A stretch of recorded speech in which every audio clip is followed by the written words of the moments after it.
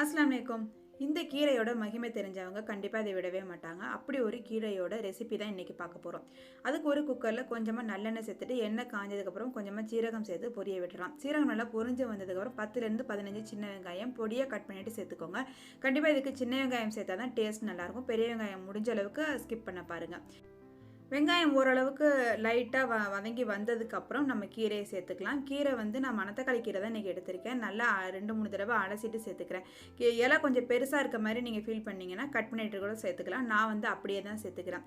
கீரை நல்லா வதங்கி வந்ததுக்கப்புறம் நம்ம கழனி ஊற்றி வேக வைக்கணும். இந்த கீரை வந்து அல்சர் பிரச்சனை, வயிற்றுப்புண், வாய்ப்புண் இந்த மாதிரியான பிரச்சனைகள் எல்லாத்துக்குமே ரொம்ப ரொம்ப சூப்பரான ஒரு ரெமெடியாக இருக்கும்.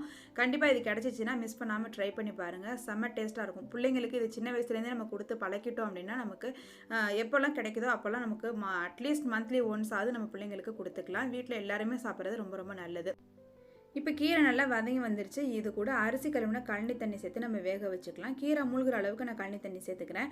இது கூட கொஞ்சமாக உப்பு சேர்த்து குக்கரை மூடி மீடியம் ஃப்ளேமில் 2 விசில் வேக வச்சு எடுத்துக்கோங்க. நம்ம குக்கரில் வேக வைக்கும்போது கீரை நல்லா குழஞ்சி வெந்திருக்கும். சாப்பிட்றதுக்கு பிள்ளைங்களுக்கு ஈஸியாக இருக்கும். நீங்கள் சட்டிலே வேக வைக்கிறீங்க அப்படின்னா கொஞ்சம் டைம் எடுக்கும், அவ்வளோதான்.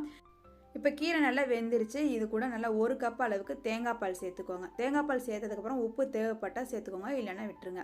நான் இதை அட்ஜஸ்ட் பண்ணுறதுக்காக கொஞ்சமாக சேர்த்துக்கிட்டேன். இப்போ தேங்காய் பால் சேர்த்ததுக்கப்புறம் லைட்டாக ஒரு கொதி வரட்டும். கொதி வந்ததுக்கப்புறம் நம்ம அப்படியே ஸ்டவ் ஆஃப் பண்ணிடலாம். ரொம்ப நேரம் கொதிக்க விட்டுட்டிங்க அப்படின்னாலுமே தேங்காய் பால் கொஞ்சம் திரண்ட மாதிரி ஆகிடும். அவ்வளோதான், சூப்பரான மணத்தக்காளி கீரை சாறு ரெடி ஆகிடுச்சு. கண்டிப்பாக ட்ரை பண்ணி பார்த்துட்டு எப்படி இருந்துச்சுன்னு மறக்காமல் கமெண்ட் பண்ணுங்கள்.